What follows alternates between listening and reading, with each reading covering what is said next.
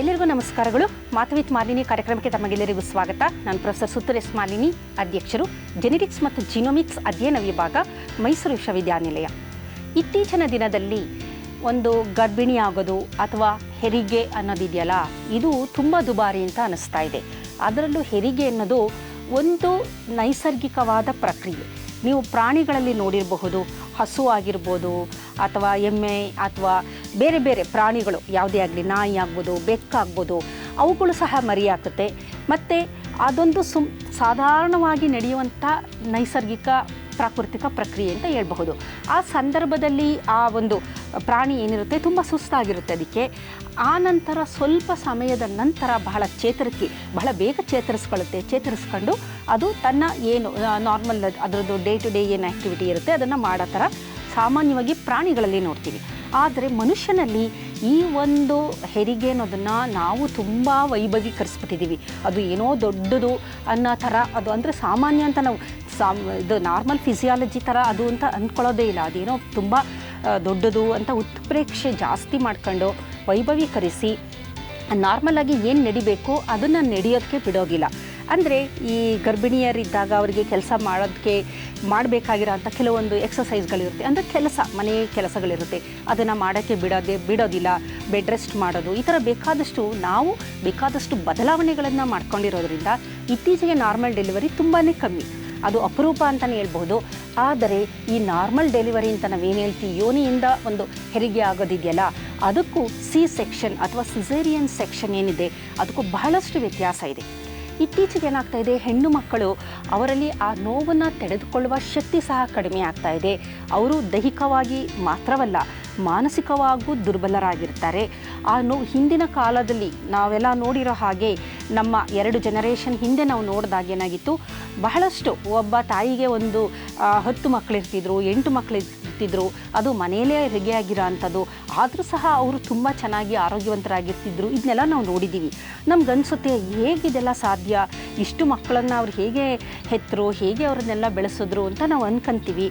ಆದರೆ ಅವರಿಗೆ ದೈಹಿಕವಾಗಿ ಮಾತ್ರವಲ್ಲದೆ ಮಾನಸಿಕ ಶಕ್ತಿ, ಅಗಾಧವಾದ ಶಕ್ತಿ ಅವರಿಗಿತ್ತು. ಆದರೆ ಇಂದಿನ ಯುವತಿಯರಿಗೆ ದೈಹಿಕವಾಗಿಯೂ ಅಂಥ ಒಂದು ಅಸಮರ್ಥತೆಯನ್ನು ಹೊಂದಿದ್ದಾರೆ, ಮಾನಸಿಕವಾಗೂ ದುರ್ಬಲರಾಗಿದ್ದಾರೆ.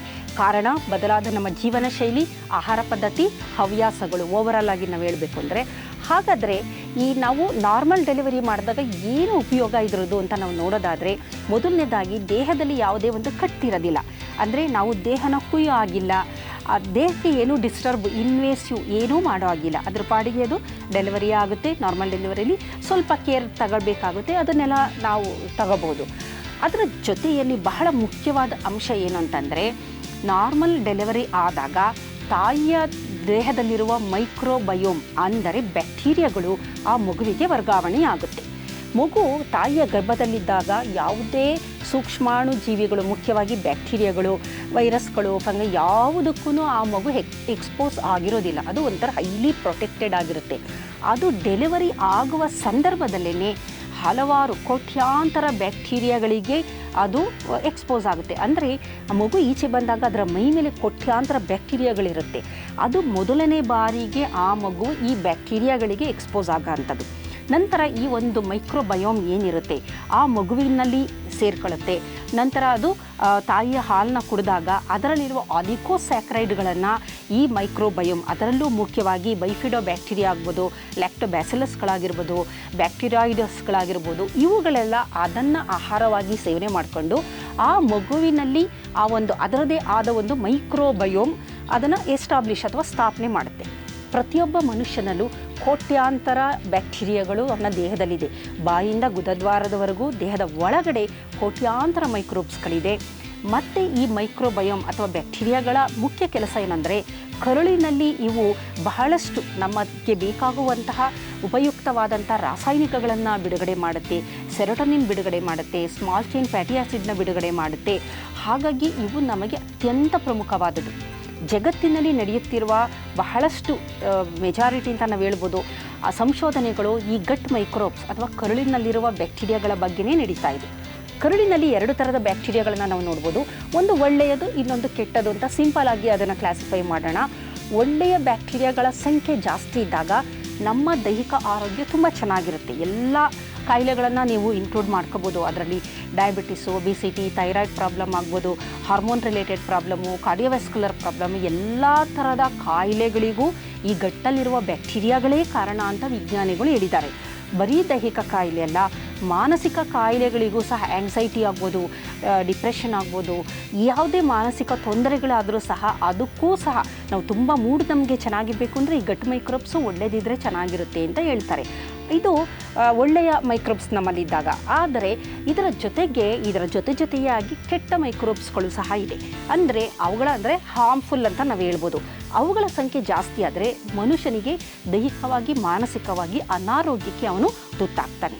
ಹಾಗಾದರೆ ಈ ಒಳ್ಳೆ ಮೈಕ್ರೋಬ್ಸ್ನ ನಾವು ಪಡೆಯೋದು ಹೇಗೆ ಅಂತಂದರೆ, ಒಳ್ಳೆಯ ಸಸ್ಯಾಹಾರ ಸೇವನೆ ಮಾಡಿದಾಗ, ಹೆಚ್ಚು ಹಾಲು, ಮೊಸರು, ಪ್ರೋಬಯಾಟಿಕ್ಸ್ ಅಂತೀವಲ್ಲ, ಅದರ ಸೇವನೆ ಮಾಡಿದಾಗ ಈ ಕರುಳಿನಲ್ಲಿರುವ ಗಟ್ ಮೈಕ್ರೋಬ್ಸ್ಗಳು ತುಂಬ ಚೆನ್ನಾಗಿ ಇರುತ್ತೆ.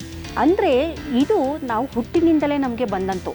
ತಾಯಿಯ ಗಟ್ ಮೈಕ್ರೋಬ್ಸು, ತಾಯಿಯಲ್ಲಿರುವ ಬ್ಯಾಕ್ಟೀರಿಯಾಗಳು ಏನಿದೆ ಅದು ಮಾತ್ರ ಮಗುವಿಗೆ ಬರೋದಕ್ಕೆ ಸಾಧ್ಯ. ನಂತರದ ದಿನದಲ್ಲಿ ಅದು ವಾತಾವರಣದಿಂದ ಕೆಲವು ಮೈಕ್ರೋಬ್ಸ್ಗಳನ್ನ ಪಡಿಬಹುದು. ಆದರೆ ಮಗು ಮೊದಲು ಅದು ಎಕ್ಸ್ಪೋಸ್ ಆಗೋದು ಅದು ನಾರ್ಮಲ್ ಡೆಲಿವರಿ ಆದಾಗ, ಅದು ತಾಯಿಯ ಒಂದು ಯೋನಿಯಿಂದ ಬರೋದ್ರಿಂದ ಕೋಟ್ಯಾಂತರ ಬ್ಯಾಕ್ಟೀರಿಯಾಗಳು ಅಲ್ಲಿರುತ್ತೆ. ಅದನ್ನು ಹೊತ್ಕೊಂಡು ಮಗು ಬರುತ್ತೆ. ಅದರ ಜೊತೆಗೆ ತಾಯಿಯ ಚರ್ಮಕ್ಕೆ ಅದು ಒಂದು ಸ್ಪರ್ಶ ಇರುತ್ತೆ. ತಾಯಿಯ ಚರ್ಮದಲ್ಲಿ ತಾಯಿಯ ಫೀಕಲ್ ಮ್ಯಾಟ್ರ್, ಮಲ ಅಥವಾ ಈ ಥರದ್ದು ಎಲ್ಲದಕ್ಕೂ ಮಗು ಒಂದು ಎಕ್ಸ್ಪೋಸ್ ಆಗೋದ್ರಿಂದ ಯಾವ ಬ್ಯಾಕ್ಟೀರಿಯಾಗಳು ತಾಯಿಯಲ್ಲಿರುತ್ತೆ ಅದೇ ಬ್ಯಾಕ್ಟೀರಿಯಾಗಳು ಆ ಮಗುವಿಗೆ ಬರುವ ಎಲ್ಲ ಸಾಧ್ಯತೆ ಇದೆ, ಬರುತ್ತೆ ಅದು. ಇದರ ಜೊತೆಗೆ ತಾಯಿ ಬ್ರೆಸ್ಟ್ ಫೀಡ್ ಮಾಡಿದಾಗಲೂ ಸಹ ಅದಕ್ಕೆ ಚರ್ಮಕ್ಕೆ ಮಗು ಸ್ಪರ್ಶ ಇರೋದ್ರಿಂದ ಅಲ್ಲಿಂದನೂ ಸಹ ಬ್ಯಾಕ್ಟೀರಿಯಾಗಳು ಮಗುವಿಗೆ ವರ್ಗಾವಣೆ ಆಗುತ್ತೆ.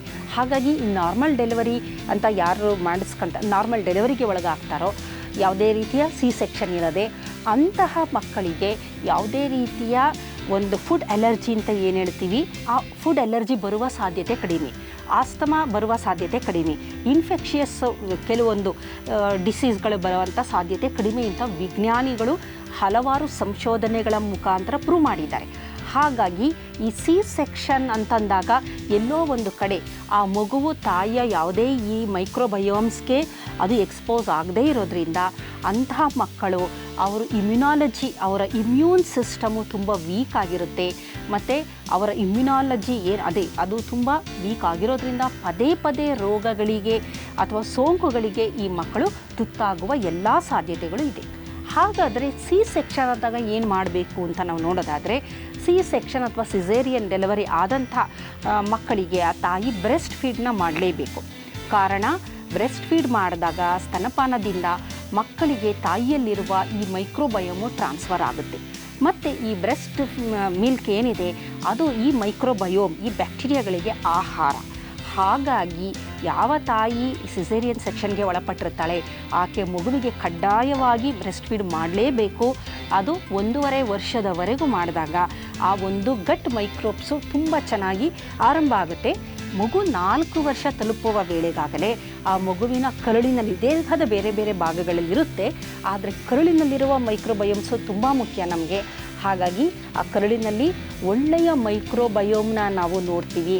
ಮಗುವಿನ ಮುಂದಿನ ಎಲ್ಲದಕ್ಕೂ ಅದು ಚೆನ್ನಾಗಿರಬೇಕು, ಅದರ ರೋಗ ಪ್ರತಿರೋಧಕ ಶಕ್ತಿ ಚೆನ್ನಾಗಿರಬೇಕು, ಅದು ದೈಹಿಕವಾಗಿ ಮಾನಸಿಕವಾಗಿ ಮಗು ಆರೋಗ್ಯವಾಗಿರಬೇಕು ಅಂದರೆ ಈ ಗಟ್ ಮೈಕ್ರೋಬಯೋಮ್ ಅಥವಾ ಗಟ್ ಬ್ಯಾಕ್ಟೀರಿಯಾ ಅಂತ ನಾವೇನು ಹೇಳ್ತೀವಿ, ಇವುಗಳ ಪಾತ್ರ ಅತ್ಯಂತ ಪ್ರಮುಖವಾದುದು. ಹಾಗಾಗಿ ಒಳ್ಳೆಯ ಗಟ್ ಮೈಕ್ರೋಬ್ಸ್ಗೆ ಮಗು ಎಕ್ಸ್ಪೋಸ್ ಆಗುವ ಹಾಗೆ ತಾಯಿ ನೋಡ್ಕೋಬೇಕಾಗುತ್ತೆ. ಮತ್ತು ಸಣ್ಣ ಮಕ್ಕಳಿಗೂ ಸಹ ಆದಷ್ಟು ಪ್ರೋಸೆಸ್ಡ್ ಫುಡ್ಗಳನ್ನು, ಹೊರಗಡೆ ಇರುವ ಜಂಕ್ ಆಹಾರಗಳನ್ನು, ಅತಿಯಾಗಿ ನಾನ್-ವೆಜ್ ಆಹಾರಗಳನ್ನು ಸಣ್ಣ ಮಕ್ಕಳಿಗೆ ಕೊಡಬಾರ್ದು.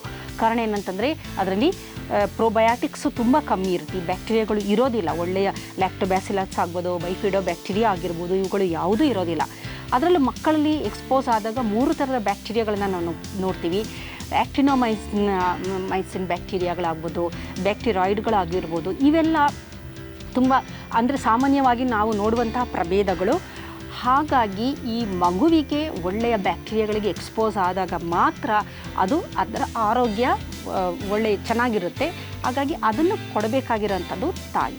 ಇಲ್ಲಿ ಇನ್ನೊಂದು ಮುಖ್ಯವಾದದ್ದು ನಾವು ನೋಡಬೇಕು ಅಂತಂದರೆ, ಪದೇ ಪದೇ ಮಗುವಿಗೆ ಆ್ಯಂಟಿಬಯೋಟಿಕ್ಸ್ಗಳನ್ನು ನೀಡೋದ್ರಿಂದ ಅದರ ಕರುಳಿನಲ್ಲಿ ಸ್ಥಾಪನೆಯಾಗುತ್ತಿರುವ ಈ ಗಟ್ ಮೈಕ್ರೋಬ್ಸ್ಗಳು ಬಹಳ ಬೇಗ ಸಾಯೋದ್ರಿಂದ ಮಗು ಎಲ್ಲ ರೀತಿಯಲ್ಲೂ ವೀಕ್ ಆಗ್ತಾ ಬರುತ್ತೆ.